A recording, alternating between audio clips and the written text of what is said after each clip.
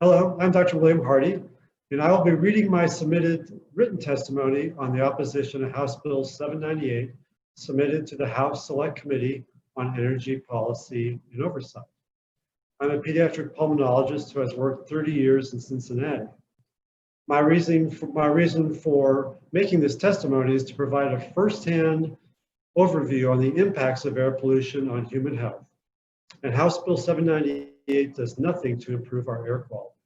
In my practice, I see children with a variety of respiratory ailments. These illnesses range from common disorders such as asthma to less common but equally, if not more severe, respiratory ailments such as cystic fibrosis, chronic lung disease of children born prematurely, and children who are dependent on ventilators from a host of other conditions.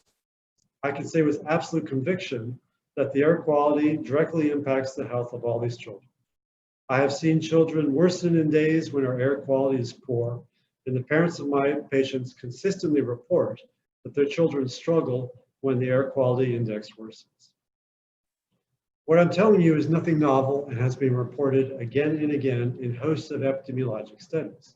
In fact, 2 years ago, researchers from my institution, the University of Cincinnati and Cincinnati Children's Hospital, demonstrated an association between increased exposure to air pollution during the conception period for pregnant women living in Ohio and increased birth defects. The impact of air pollution on lung health extends to beyond vulnerable children and impacts everyone. Just last month, researchers from Germany, London, and Harvard published findings which estimated air pollution increased mortality from COVID-19 by 17% in North America.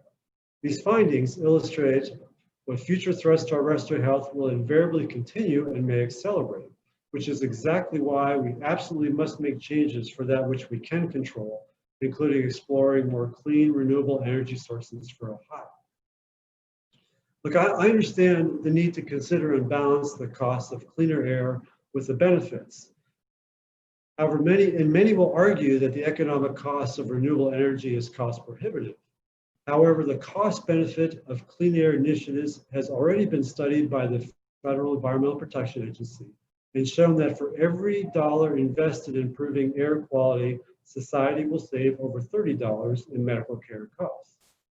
Benjamin Franklin's axiom of an ounce of prevention is worth a pound of cure is as true today as it was 250 years ago. I was born and raised in Southwest Ohio, and I'm extremely proud of the great accomplishments over the past 200 years from so many Ohio natives.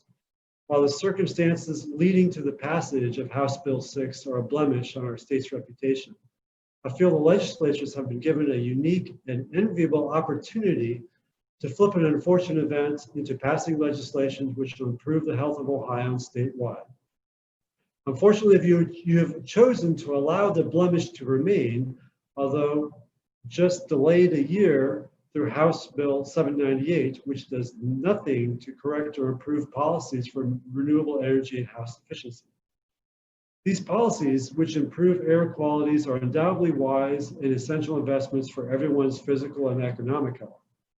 As a pediatric pulmonologist and advocate for child's health, I call on the committee and all of Ohio legislatures to support Ohio's rights to clean air by rejecting House Bill 798 and instead fully repeal House Bill 6 by supporting House Bill 738, House Bill 746, and Senate Bill 346.